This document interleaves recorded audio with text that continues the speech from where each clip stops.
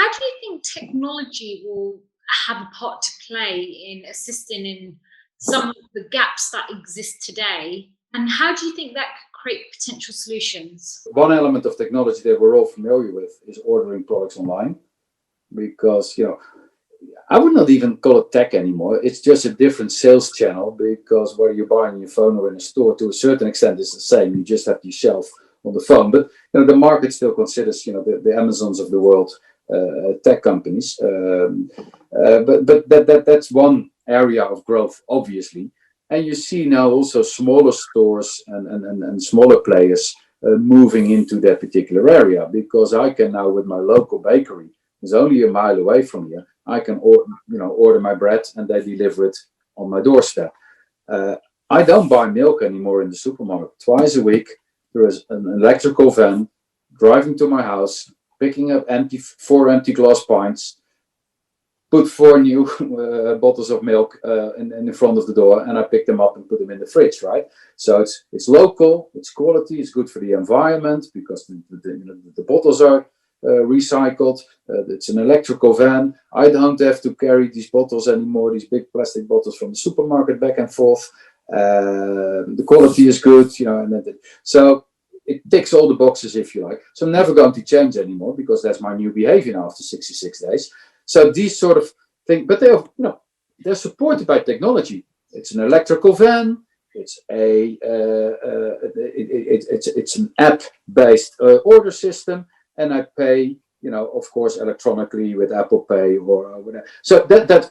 But other areas, we will see also a lot of technology and developments and breakthroughs. For instance, fruit picking.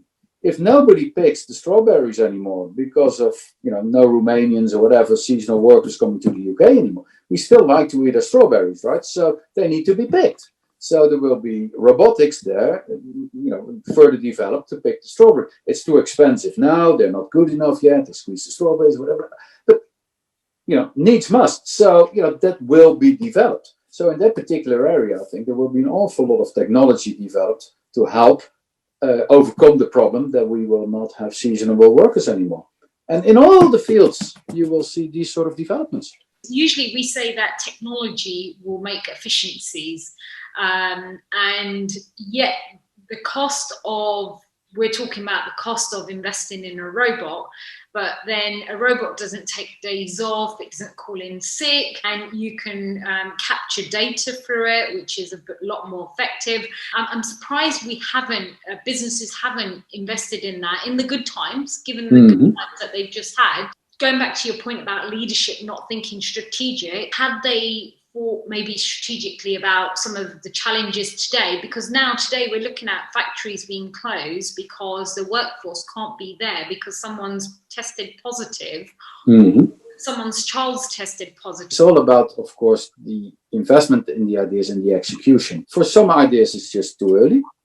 Others, it looks nice, but on balance, it doesn't really work out financially.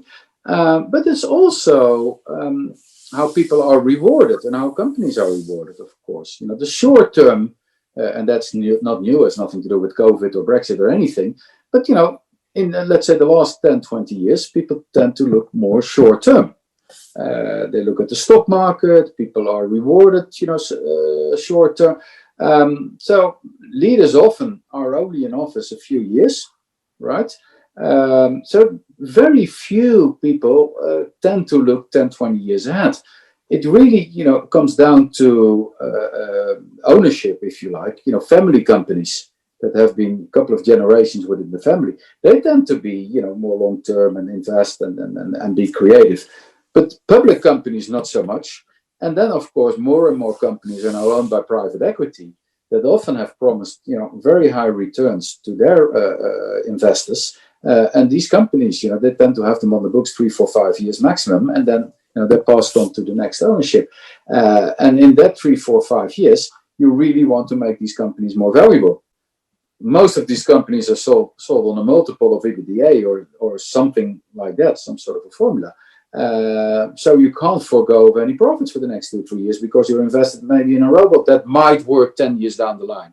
It's simply not on.